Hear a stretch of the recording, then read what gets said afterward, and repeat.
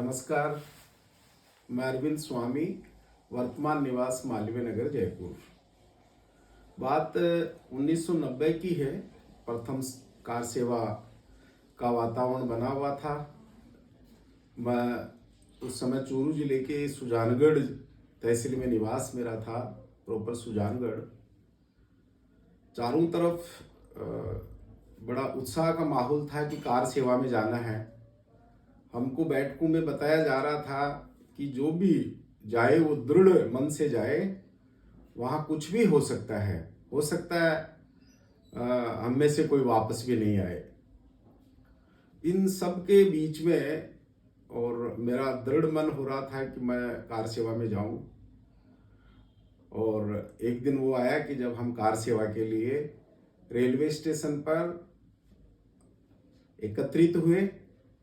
हमको तिलक लगा करके, माला पहना करके वहाँ से विदा किया गया।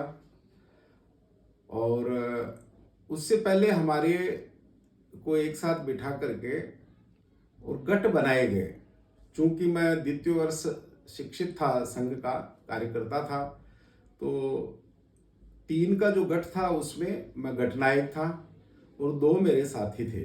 दोनों ही मेरे से लगभग 15-20 वर्ष बड़े थे और हमको समझा दिया गया था कि हम साथ रहें और गटनायक की अर्थात मेरी इनकी देखभाल की, साथ रखने की, कोई भी इनके समस्या आएगी उसकी जिम्मेदारी मेरी रहेगी।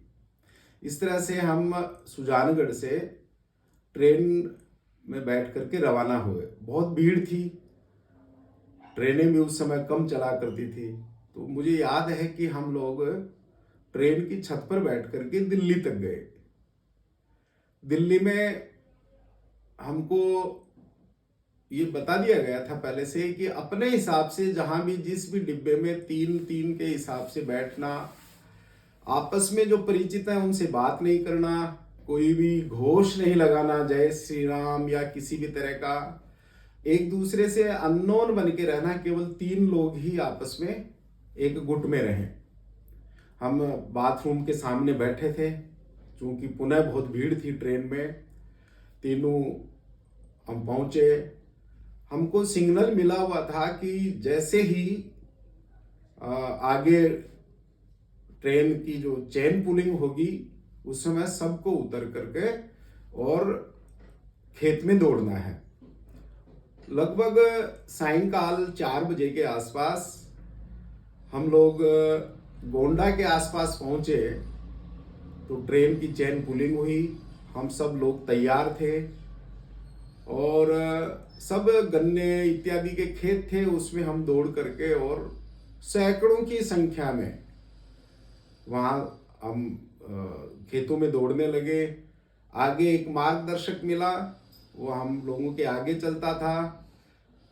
इस तरह से लगभग 4.5 दिन हम पैदल चल करके पगडंडियों से, खेतों की मेड़ों से, और इस तरह से हम चले जा रहे थे। रात्रि विश्राम हमारा 12 बजे 11 बजे के आसपास जहां हम पहुंचते थे, वहां पर चावल की कटाई के बाद में जो चावल का घास बचता है, शेष रहता है, उसके ऊपर हम बिस्तर बनाते थे। उसका एक पतली सी चद्दर थी, चद्दर ओढ़ के वो चावल की घास हम ऊपर ओढ़ करके सोते थे। जगह जगह ग्रामीण वासी हमारा चावल, उबले हुए आलू, चावल की मुड़ी और चाय के साथ में हमारा स्वागत करते थे। इस तरह से हमारी यात्रा बचते छुपते चली जा रही थी अयोध्या की तरफ। क्योंकि उस समय वहां के तत्कालीन जो मुख्यमंत्री मुलायम सिंह जी थे, उनका नाम उस समय काफी जो है वो कड़े मुख्यमंत्रियों में माना जा रहा था, क्योंकि उन्होंने ये एक तरह से हिंदू समाज के सामने चैलेंज रखा था कि वहां पर यानी अयोध्या में परिंदा भी पर नहीं मार सकता। ये उनका चैलेंज था। कुल मिलाकर के हम चलते रहे, रात दिन, थोड़ा विश्राम। मेरे साथी जो 2 थे, हम चलते रहे। मैं आपको एक बात यहाँ पर एक उल्लेख करूंगा कि कैसी परिस्थितियों से सामना करना पड़ता है। मेरे एक जो साथी थे, जसनाथ सिद्ध ऐसे करके नाम था उनका, तो वो सुबह और शाम को एक चूर्ण लिया करते थे, उसके बाद में चाय पिया करते थे। हरा हरा सा चूर्ण था। तो मैंने पूछा क्या ये त्रिफला ले रहे हैं क्या आप? तो उन्होंने कहा हाँ। लगभग तीसरे चौथे दिन, क्योंकि ऐसी कल्पना नहीं थी उनकी, समाज के बंधु थे, उनको वो पूरी तैयारी के साथ में नहीं आए थे, वो चूर्ण खत्म हो गया और उनका स्वास्थ्य बहुत बुरी तरह से बिगड़ गया। वो बेसुध जैसे एकदम, चेहरा अजीब सा सुस्त, चलने फिरने की उनकी ताकत खत्म हो गई और अजीब सी मुंह से लार वगैरह आने लगी। तो मैंने मेरे दूसरे साथी से पूछा कि इनको ये क्या हुआ, क्या करें? तो उन्होंने कहा भाई साहब, ये आप जो त्रिफला समझ रहे थे वो त्रिफला नहीं खा रहे थे, ये मुझे तो मालूम पड़ गया था लेकिन मैंने आपको बताया नहीं। ये जो अफीम का जो डोडा पोस्त ऊपर का छिलका होता है, डोडा पोस्त उसको बोलते हैं, उसका चूर्ण ये ले रहे थे। तो वो चूर्ण इनका खत्म हो गया है और वो नशीला होता है, उनको उस चूर्ण का इनको नशा था और वो ऐसा नशा होता है जो अब नहीं मिलेगा तो ये किसी भी काम के नहीं है, न चल पाएंगे, न खा पाएंगे, न सो पाएंगे, बड़े बेचैन जो है ना वो ये रहेंगे। तो मैंने कहा ये तो, हम उस समय एक गन्ने के खेतों के बीच में, चारों तरफ नदी की धार थी, दस्यु क्षेत्र था और वहां पुलिस नहीं पहुंच सकती थी। उस जगह जहां हम थे वहां पुलिस भी खौफ खाती थी वहां पहुंचने के लिए, और अयोध्या से बहुत ज्यादा दूर नहीं रह गया था। हेलीकॉप्टर से पूरी गश्त की जा रही थी। वहां के लोगों ने कहा कि यहाँ पर आप जो चाहो कर सकते हो। तो वहां हमने शाखा भी लगाई। वहां लगभग हम 4-5 हजार लोग इकट्ठा हो गए थे। ग्रामीणवासी हमारी पूरी सेवा कर रहे थे, पूरा ध्यान रख रहे थे। हालांकि हम गन्नों के खेतों में छिप जाते थे जब हेलीकॉप्टर आता था तब, या नीचे लेट जाते थे। उनको तो दिखता ही होगा, लेकिन हम काफी नजदीक पहुंच चुके थे अयोध्या के। अब वहां पर ऐसी स्थिति बनी कि वो मेरे साथी न हिल पा रहे, न चल पा रहे। तो मैंने वहां के लोगों से संपर्क किया, ग्रामीण वासियों से, उनको बताया कि ये डोडा पोस्त का चूरा खाने वाले हैं और खत्म हो गया, क्या करें? उन्होंने कहा कि यहाँ तो बहुत मुश्किल है इसकी, जंगल में व्यवस्था।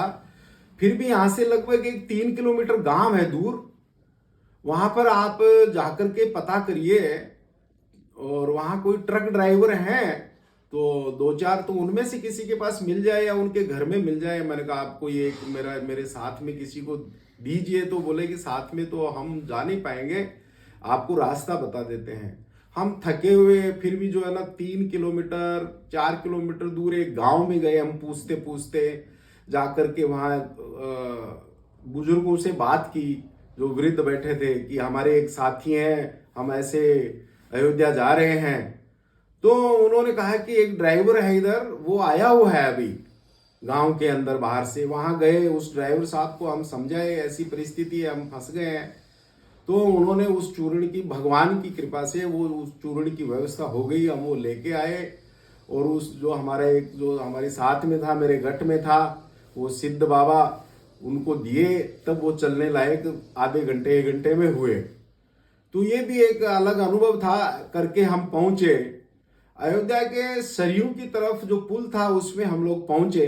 वहां तक हम बहुत सुरक्षित पहुंच गए थे। रास्तों से ये खबरें आ रही थी कि लोगों को, कार सेवकों को पकड़ पकड़ करके विद्यालयों में, मंदिरों में, जगह जगह जो है वो जेल खाने बना दिए गए थे, उनको पकड़ पकड़ करके और वहां बंद कर दिया गया था। लेकिन ईश्वर की कृपा से हमारे आसपास कभी भी हमने उन 5 दिनों में पुलिस नहीं देखी और बचते बचाते जा रहे थे। सरयू पुल पे पहुंच गए। अचानक हम पहुंचे तो तब तक वहां कोई नहीं था, लेकिन अचानक से ऐसी कोई हमारे कार्यकर्ताओं की गजब की योजना थी कि जब हम पहुंच रहे थे तो उसी समय हजारों की संख्या में हुजूम उमड़ करके इस तरह से कि जैसे अचानक से ये लोग कहां से आ गए। और उस सरयू के पुल के ऊपर हजारों लोग हम गिन नहीं सकते इतने। अब वो 50,000 थे, 1 लाख थे, मुझे नहीं मालूम है, लेकिन इतनी भीड़ कि हमको चलना नहीं, धक्के के साथ हम चल रहे थे। और हम लगभग शुरू में पहुंचे थे तो हम लगभग आगे थे।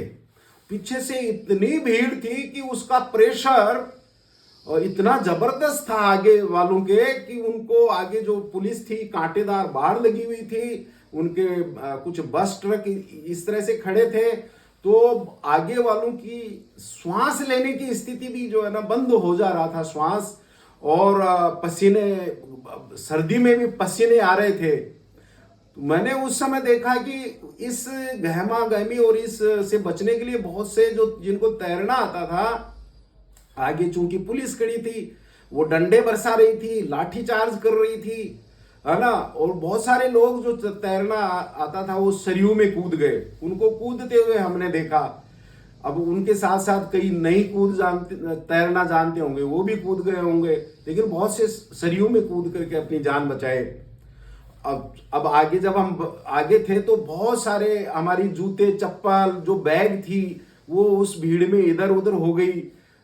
तो मेरी चप्पलें वगैरह सब, और आगे थे तो लाठी जो है पुलिस की वो मतलब दनादन पांव पे और पीछे कूलों पे जो मार पड़ रही थी।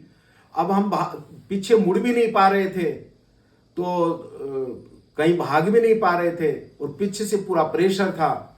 तो उस समय ये लगा था कि आज ये हम अंदर राम जी के दर्शन भी नहीं कर पाए, अंदर जा भी नहीं पाए, आज मृत्यु निश्चित है। ये उस समय मौत सामने दिख रही थी कि मृत्यु तो निश्चित है, अब बच नहीं सकते। मुझे तैरना नहीं आता था, बहुत कम आता था। तो जब सरयू के अंदर कूद रहे थे, मैंने सोचा यहां मरने से बढ़िया है कि मैं थोड़ा सा, क्योंकि वो बहुत ज्यादा उधर पानी नहीं था, किनारे वो धक्का वापस बैग देते देते लगभग किनारे, तो वहां पुल से मैं भी कम पानी था, थोड़ा सा ही बचा था कि इतना तो तैर के वापस बैक हो लेंगे। मैं भी वहां से कूद गया और थोड़ा सा कैसे तैसे, थोड़ा तैरना आता था मामूली, तो कैसे तैसे करके कि डूब के मरेंगे, कोई बचा लेगा नीचे, इतने कूद रहे हैं, इस आत्मविश्वास से कूद गया। तो कुछ नाक में पानी, अंदर पानी, कैसे तैसे करके, और बहुत ज्यादा दूर किनारा नहीं था पीछे बैक में, तो अयोध्या की तरफ तो जा नहीं पाए, वहां तो बहुत लंबा जो है ना तैर के जाना पड़ता, वापस नदी के किनारे आ गया। साथी कहाँ गए कहाँ नहीं कुछ मालूम नहीं था।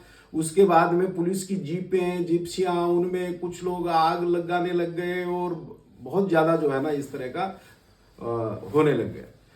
अब ये सारी स्थिति के बाद में भी अब हम क्या करें, कहाँ जाएं, मैं तो एकदम भीगा हुआ, चप्पलें नहीं, कोई सामान नहीं, क्या करें, अब आगे कुछ था नहीं। तो वहां पर बैठे थे हम, एक तौलिया मेरे सिर पे बंधा हुआ था, वो मेरे पास बचा हुआ था।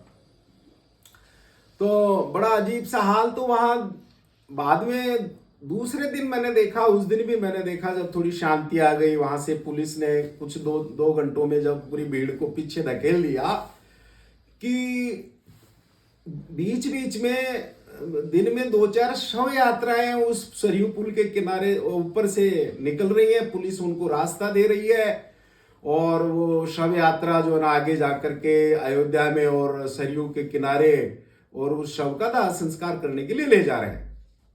ये दृश्य देख करके चूंकि मैं सोच रहा था कि अब कहाँ कौन कहाँ गए क्या गए, अब अपने कम से कम राम जी के अंदर तो चल के आए हैं, अयोध्या का तो दर्शन करके आए हैं अपने। तो मेरे दिमाग में एक ख्याल आया कि क्यों नहीं अपने एक युक्ति अपनाता हूं मैं, ऐसा एक दिमाग में ईश्वर की, राम जी की प्रेरणा से एक विचार आया। तो मैले कुचेले कपड़े हो गए थे, माथे के तौलिया एक बंधा हुआ था, तो लगभग शाम को 3-4 बजे के आसपास एक शव यात्रा आई। उसमें कुछ ग्रामीण शव को कंधा देकर के राम नाम सत्य है ऐसा कहते हुए और पुल की तरफ बढ़ रहे थे। तो जैसे ही मैं उनके साथ लग गया पीछे पीछे, बड़ा आहिस्ता से, उनको मालूम नहीं पड़ा, और मुझे लगा कि आगे जाकर के पुलिस वाले कहीं मुझे पहचान नहीं जाए, या ये गांव वाले नहीं बोल दें तो हमारे साथ में नहीं है। तो मैं थोड़ा सा, जैसे ही पुलिस वाले 40-50 कदम दूर रहे, तो आगे ही आगे शव यात्रा में जाकर के कंधा देने के लिए, एक हमारी परंपरा है कि मैं ऐसे पकड़ा तो वो आगे वाला हटके और पीछे आ गया और मैं वहां आगे आगे लग गया। तो और ऐसे यात्रा आगे रही। वो जो मैंने कंधा दिया और वो वहां से हटा, किसी को कुछ नहीं मालूम भगवान की प्रेरणा से कि ये कौन है, किसी ने ध्यान भी नहीं दिया। सबने सोचा होगा हमारा ही कोई साथी होगा, और मेरा आगे आगे चेहरा था इसलिए किसी ने ध्यान भी नहीं दिया। और राम नाम सत्य ऐसा कहते, और 40-50 कदम चलना था बस। और जैसे ही वो बाढ़ क्रॉस किए, पुलिस वाले देखे कि हाँ भाई 15-20-30 लोग हैं और ग्रामीण टाइप के लोग हैं, कोई ऐसा नहीं है, तो 20-25-30 लोग थे उसके साथ में, आगे जाने दिए। मैं भी आगे कंधा देके अंदर घुस गया। अब थोड़ा सा आगे जाकर के और कोई दूसरा आया, उसने कंधा दिया और मैं आगे सरयू के किनारे साथ साथ, वहां कोई प्रॉब्लम नहीं थी। अंदर आगे जाकर के फिर अयोध्या के अंदर मैं चला गया। वहां मेरे कुछ साथी भी मिले जो परिचित थे। और हनुमानगढ़ी में उस समय ये था कि माननीय अशोक जी सिंघल को यहाँ से गोली छू करके गई है, तो कुछ घाव बच गए, बाल बाल बचे। उनका भाषण चल रहा था हनुमानगढ़ी में। तो वहाँ अयोध्या की गलियों में घूमते हुए और अपने आप को धन्य मानते हुए हनुमानगढ़ी पहुंचा। हनुमानगढ़ी में वहाँ माननीय अशोक जी सिंघल का भाषण चल रहा था, उसको सुना। और उसके बाद में वहां पर जब वापस हम आ रहे थे तो भीषण गोली, जब आगे की जो उसमें तारबंदी जो थी राम जन्मभूमि की, उधर का जब प्रयास हुआ तो वहां गोलियां चली, उसमें काफी सारे कार सेवक बंधु मारे गए। और इस तरह से जो है ना, ये पूरी कार सेवा, चूंकि उस समय जब भगदड़ मची थी तो हम लोगों को पकड़ पकड़ करके अयोध्या से बाहर लाया गया। तो मेरे को भी वहाँ एक बस में बिठा करके रेलवे स्टेशन पे पहुंचाया गया। वहाँ से हमको जो मालगाड़ी थी, उस मालगाड़ी के डिब्बों में भर के, कैसे भी ये आदेश था कि कोई कार सेवक जहाँ भी जाना है, किसी भी डिब्बे में बैठे, किसी भी ट्रेन में बैठे वो चला जाए, तो एक मालगाड़ी ये खाली डिब्बों में हमको भर दिया गया। फिर आगे कोई एक श्रमजीवी एक्सप्रेस या ऐसी कोई एक्सप्रेस थी, उसके अंदर फिर वो दिल्ली जा रही थी। मैं दिल्ली आया, किसी से मैंने फिर 1 रुपया 2 रुपया 1-1 2-2 के गुरुद्वारे में भोजन किया था। उस ट्रेन में बैठने से पहले 2 रुपए मैंने 1-1 के सिक्के, क्योंकि फोन करना पड़ता था। मेरे दिल्ली में एक मित्र के फोन नंबर याद थे, तो मैंने सोचा कि मैं ऐसे कैसे जाऊंगा आगे, दिल्ली से आगे कैसे जाऊंगा, तो उसको फ़ोन करके मुझे उसकी सहायता लेनी थी। तो वो 1 रुपये का सिक्का डाल करके टेलीफोन बूथ से, और मैंने फ़ोन किया, मेरा मित्र था बचपन का, कि ऐसी स्थिति है। तो उस मित्र ने फिर मेरी कुछ सहायता की, चप्पल वगैरह ला करके दिए, कुछ कपड़े वगैरह, ऐसे करके मैं घर पहुंचा। चप्पल तो माता जी ने स्वागत किया।